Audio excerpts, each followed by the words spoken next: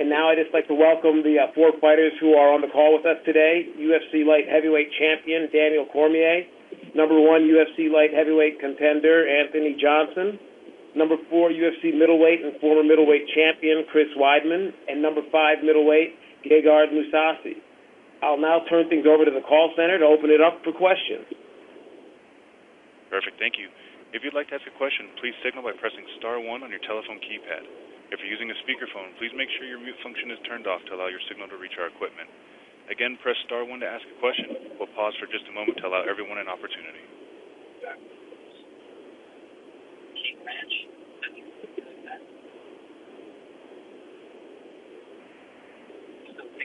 And we'll take our first question from Jeffrey Harris with 411 Mania. Please go ahead. First question for you, Chris Gegard. Obviously, the end goal here by the Western would be to fighting for the 60 middleweight title.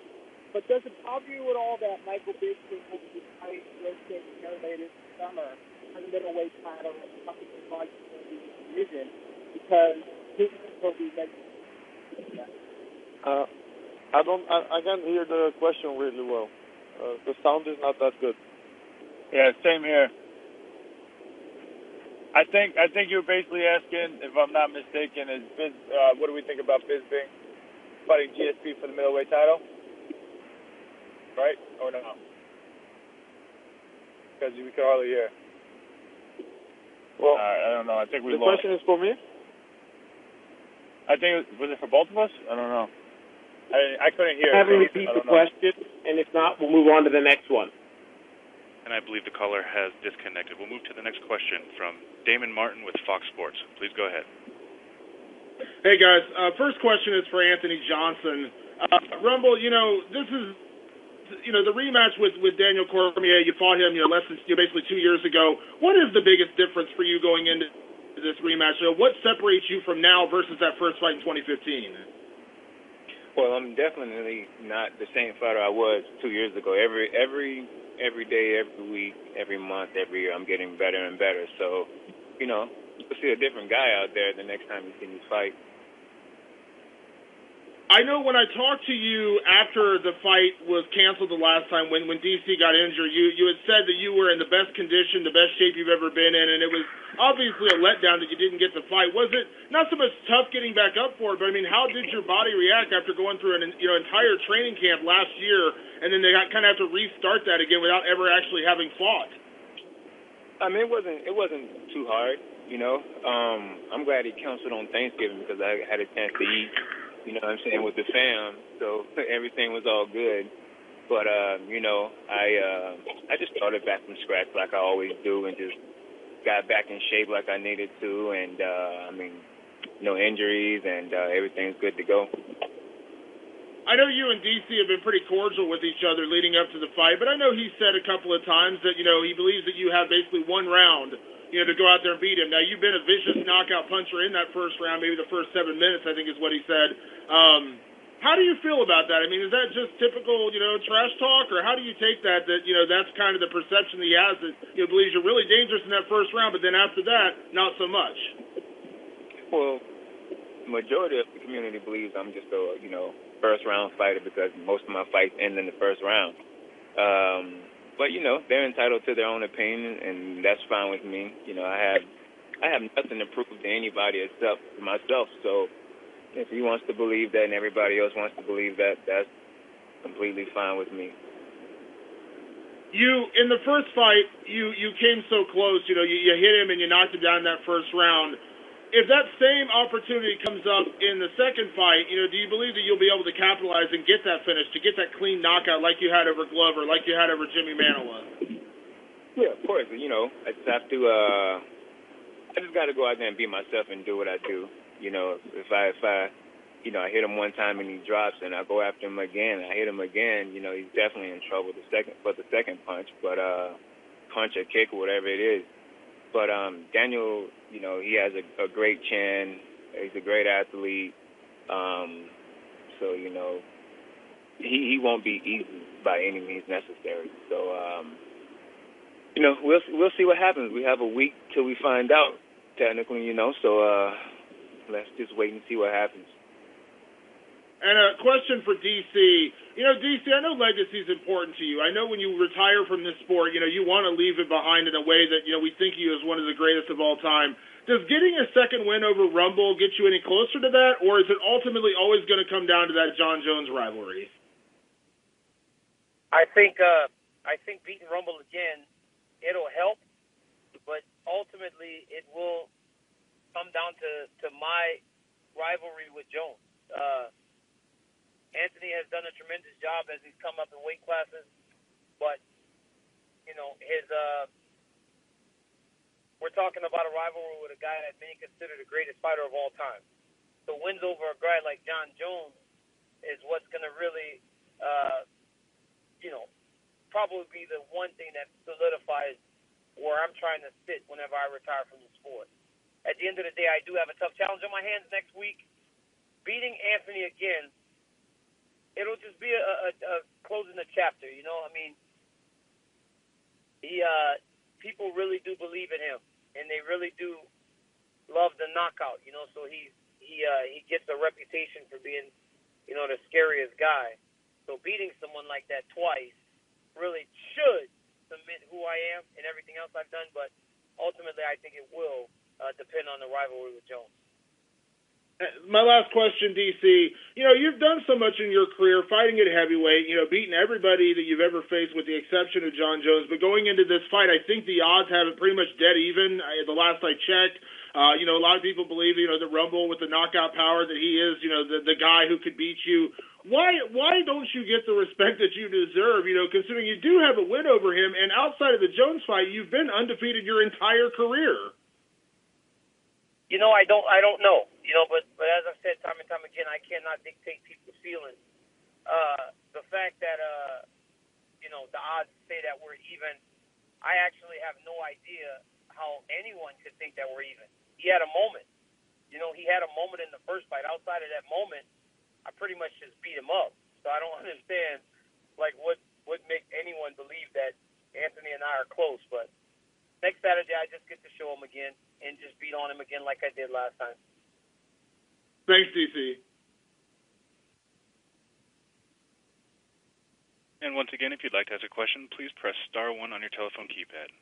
We'll take our next question from Kendrick Johnson with ringtv.com. Please go ahead. First couple questions for Rumble. How you doing, brother? How you doing, man? What's good, man? I ain't talked to you in a minute. What's happening? Yeah, we got to catch up. Does it bother you the fact that, well, I'll phrase it this way, with getting that belt, would that solidify your legacy as being as one, not just a knockout artist, but just being as one of the best fighters of your generation, and kind of you be kind of, I won't say validated, but kind of validate you what you have a strap around your waist? Yes. I mean, you know, that's always the ultimate goal for top athlete in, you know, mixed martial arts or any sport, to be the best and get a championship and or whatever you want to call it. So yeah, getting the belt will definitely put me right up there with the best of the best. I don't want to be a, you know, could have been, or, you know, one of those guys that they talk about on the boards or whatever, saying that, you know, this guy could have been this and he could have been that or should have been and all of this and all of that. I want to be that guy that they said he did it. And we've talked, of course, after you lost to DC the first time. In a weird way, do you think you had to go through that? Because I remember you kind of made it like, well, it just wasn't my time, I wasn't ready. Do you kind of think you had to go through that to get to this point, to be ready to be that champion? In a weird way, looking back on it, of course, you don't want to lose, but you think in a weird way it was a blessing to get you to this point and ready for this big moment? Yeah, I mean, it definitely lit a fire under my ass to train harder and know what I needed to do to beat this guy, you know. You know, but he's a champ, and that's what it is, you know what I mean? Everybody trains to beat the champion and be the best. So, you know, I'm just like the average person, you know. I'm going out there and, you know, I did what I had to do to prepare. So I look forward to it. And do you see your hand getting raised without getting a knockout? Can you see your hand still getting raised? Excuse me? Hello? And how's that? He doesn't. Hey, what's your name? Kendrick? Is your name Yeah, Kendrick. Kendrick, he does not believe that if he doesn't knock me out, he's going to get his hand raised. That's why he didn't answer your question. Anthony's a smart guy. He won't lie to you. He's honest and he's smart. I didn't.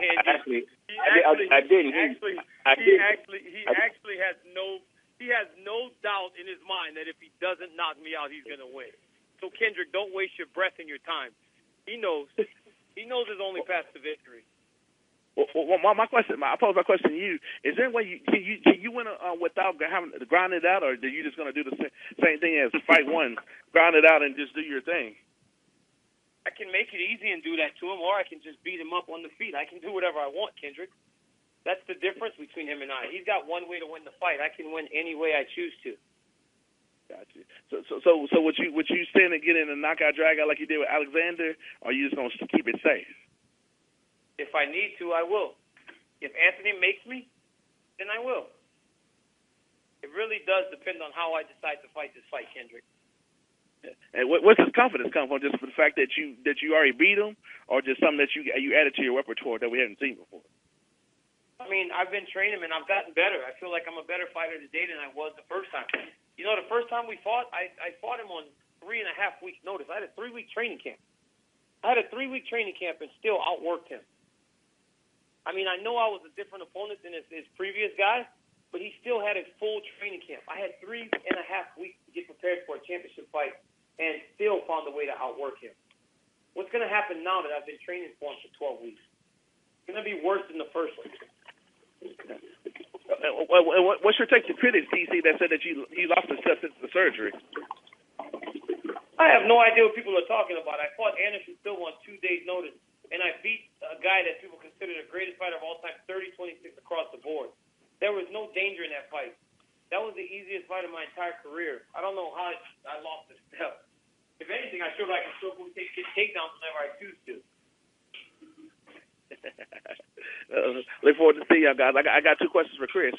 Chris, do you think this is a crossroads match with the fact that you lost the last 2, or are you not putting any extra pressure on this fight?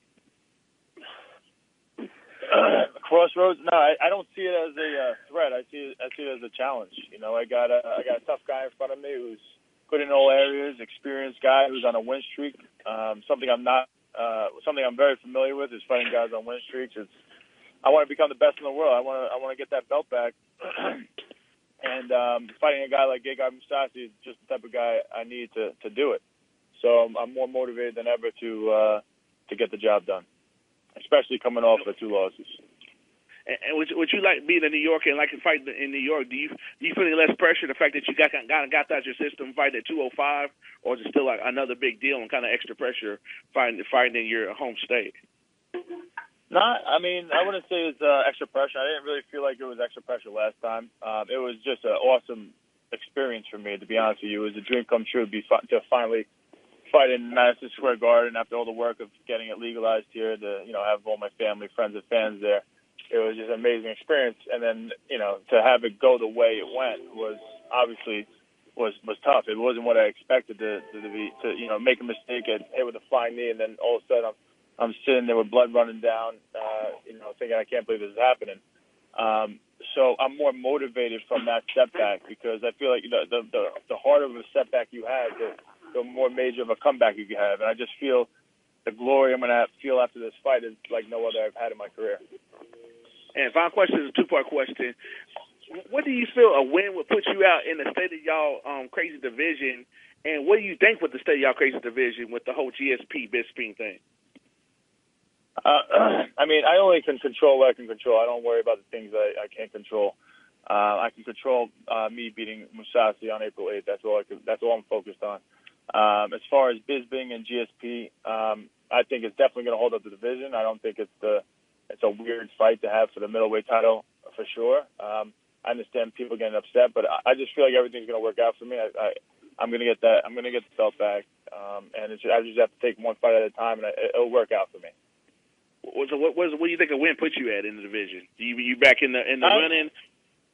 Of course, I'd love to fight for the title right away, but I have no idea what's going to happen. I could fight 2, 3, 4, 5. I don't care.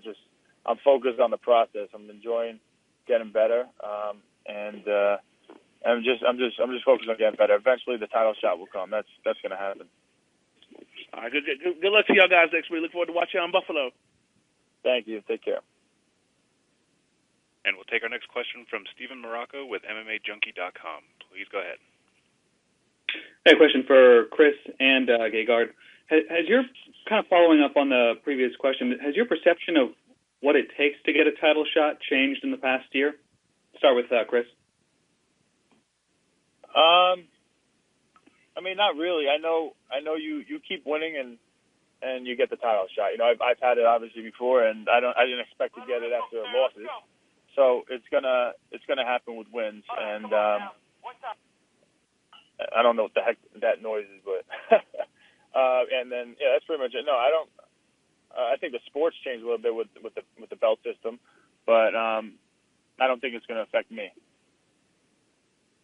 And Gegard? Well, you know, I need to get this win. That's the most important, and you know, I'm ready. I'm more than ready, and after that, it's just a popularity contest. Let's be honest. Joe Romero is next, but he's not getting his shot simply because he doesn't speak English. He's Cuban. Those things matter. But at the end of the day, I need to win. So I need to do my job first, and then we see how it goes. So what do you guys think of that ultimatum that Bisping gave to GSP? Basically, you know, put up or shut up by July. Do you think he's actually going to fight Romero if GSP doesn't step up? No. Just talk of Bisping. Bisping just talks. So what do you think is going to happen? Nothing. He's going to wait, make a Mickey Mouse fight, and then I don't think he want to fight Joe Romero, or he wants to delay it as much as possible. He said himself he's going to retire in 1 or 2 fights, so obviously he's looking for a big fight to get a little bit money. You know, you can't blame the guy. He wants to take care of his family, make money. You know, good for him. But and then moving, you know, yeah, the number one contender has to get his shot. You know. Gotcha. And then moving on to Daniel and Anthony, when do you think they'll pair the winner of your fight with Jones? Do you have any thoughts on that timeline? Maybe start with Daniel. I don't know. You know, the focus is really on Anthony, man. I can't really worry about what's next, because even though I believe that the path to victory or in my favor, his one way of winning is very dangerous. You know, he could actually knock me out in no time. That's a big possibility. So I'm just worried about Anthony. Man, I can't waste my energy anymore on a guy that hasn't been around and that truly cannot be trusted to be eligible to fight. It's hard to really do that. And Anthony? Yeah, I mean, Johnny hasn't crossed my mind at all, or what's after this fight. You know, I'm focused on Daniel, and that's all I need to focus on right now. So I'll think about whoever and whatever, April 9th, maybe April 10th. Okay. And one quick question, if I could. You mentioned that you don't want to be the guy that's bad-mouthed on message boards, but I guess my question is, do you still read message boards? Who, me? Yeah, you, Anthony.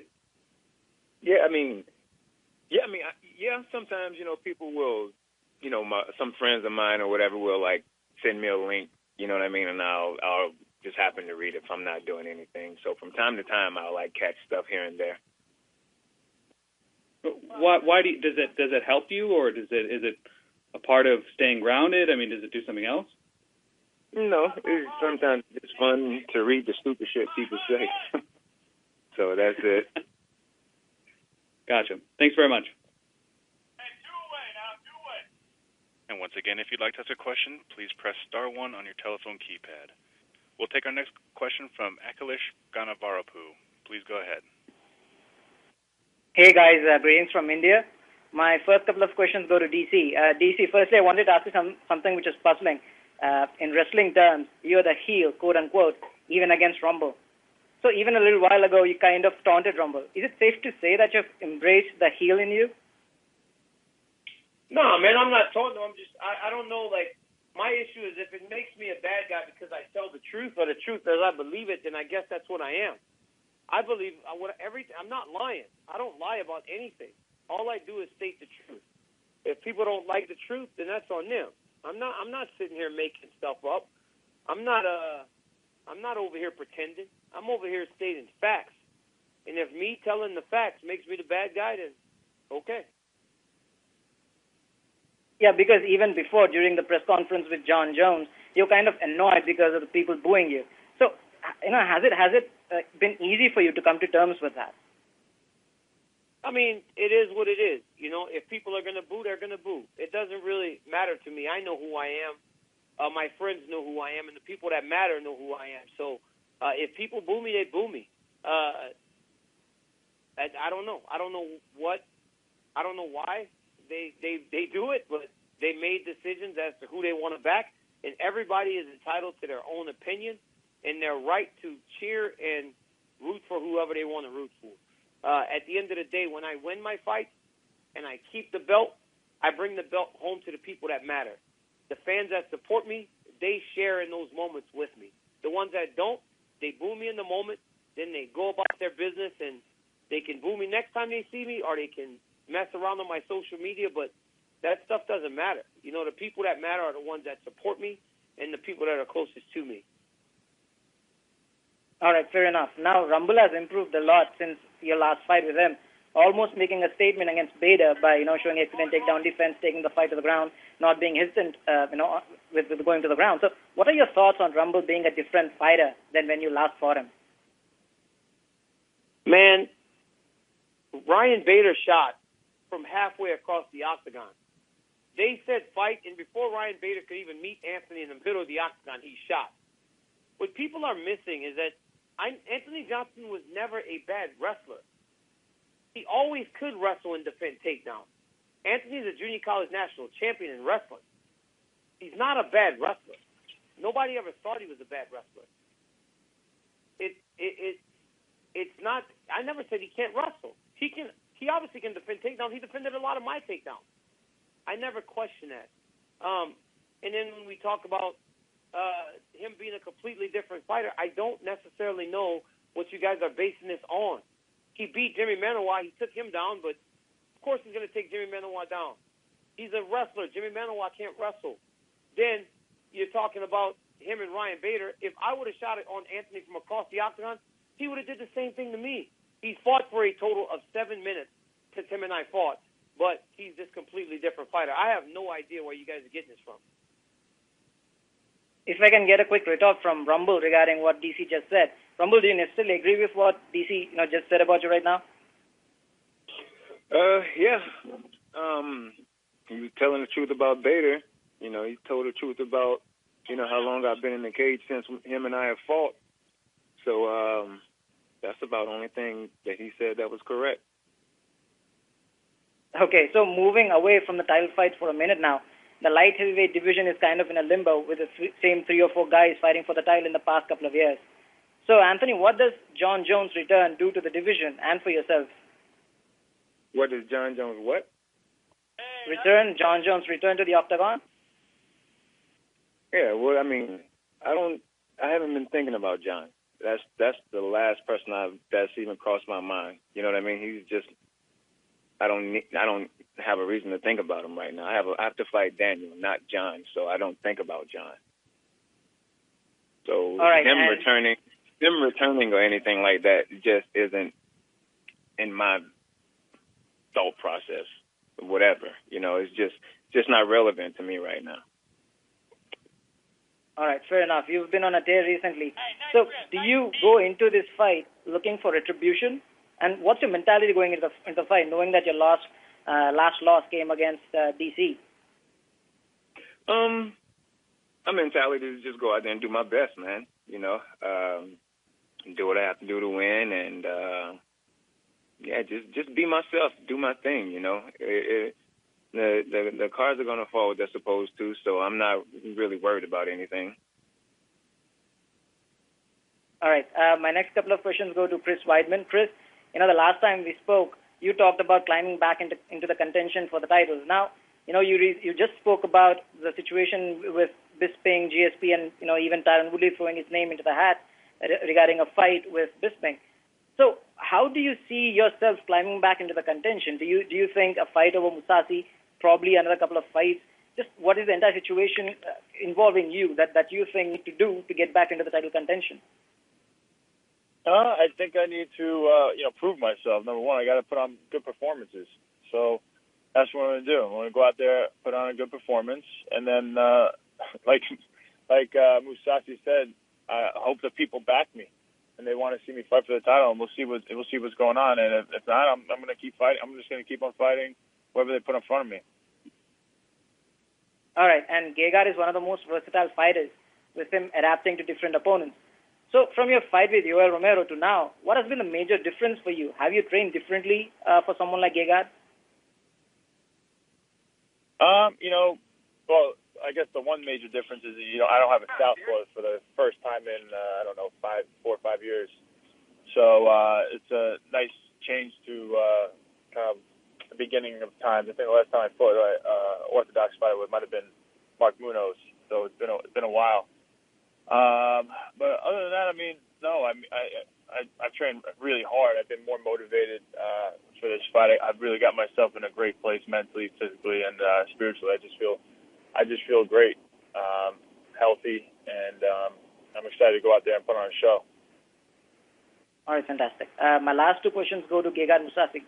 Gegard, firstly, manager had previously said that the fight between you and Weidman might not happen. Now that we are just a week away, do you think a victory over the former champion would put you in front of the line for a title shot next? Well, I don't think so, but Yoel Romero is next. He's the number one contender. I'm not focused on the title right now. I'm just focused on Weidman and to get the win. That's all. All right. Now you had faced someone who was, who had a wrestling heavy style against Latifi before. Now the way you adapt to different fighters or different styles is very impressive. So I just wanted to know, how do you see this fight unfold? Well, I know how Chris Weidman's going to fight. He's going to come forward. He's going to try to put the pressure on me, work on the cardio, do some wrestling, do some striking. But at the end of the day, I'm prepared. I know exactly what he's going to do. So I'm more than prepared. I got my skills, I think, and I'm going to show it April. So I'm very confident. That's all I can say. All right, one last question for you, Gegard.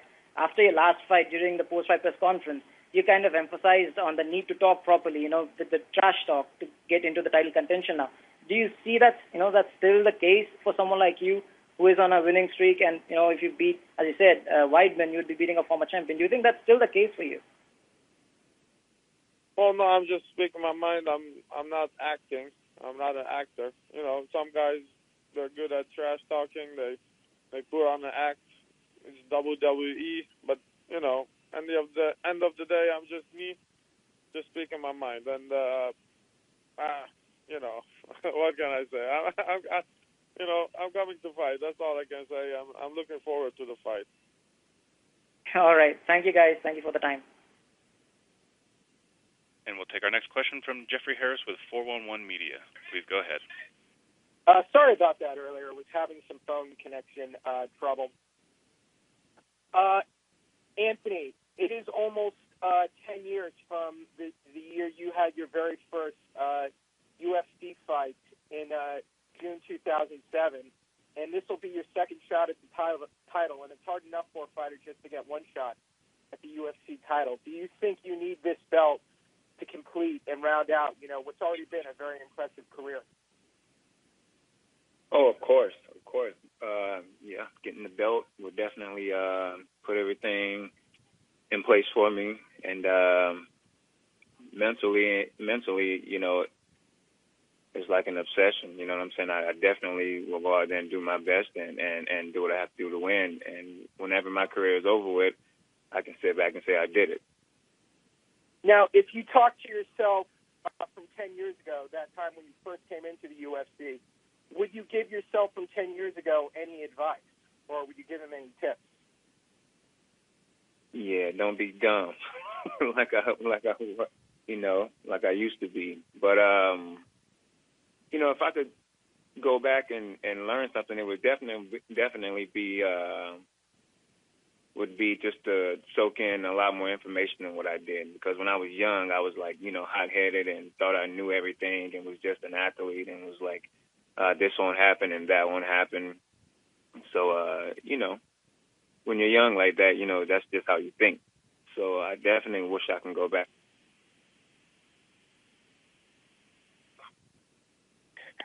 And for Daniel, I know you're training for a big title fight, but will you still have time to watch WrestleMania this weekend? I was actually talking to Selena yesterday, and I go, shit. She goes, what? I said, man, when we're traveling to Buffalo, WrestleMania is going to be on. Is there any way for me to stream WrestleMania from the plane? But she said the Wi-Fi would be too slow, so I'm going to have to miss it. But I'm going to have to put my phone on airplane mode and leave it there until I get to Buffalo on Sunday night. And then once I get there, I think I'm going to watch WrestleMania. So it's going to be a long night for me on Sunday, but I'm not missing it. All right. So my picks, if you want my picks, I got Reign, I got Lesnar, and I got Bray Wyatt in the top 3 fights. All right, thank you. I hope you don't get spoiled on any of the outcomes. Guys, and good luck to all of you. Can't wait to see these fights. Thank you. And that concludes today's question and answer session. Mr. Lockett, at this time, I'll turn the conference back to you for any additional or closing remarks. I'd like to thank everyone for participating in today's conference call. Just a reminder about next week's UFC 210 Fight Week schedule. UFC 210 Ultimate Media Day will take place on Wednesday, April 5th at 12:30 p.m. Eastern Time at KeyBank Center in Buffalo. Our UFC 210 Open Workouts will take place on Thursday, April 6th at 11 a.m., also at KeyBank Center. Please look for the UFC Public Relations to send out our UFC 210 PR and event schedule very soon with all the details of our media availability next week. Again, we'd like to thank all the fighters and all the media who joined in today's conference call. Thank you, and we'll see you next week in Buffalo.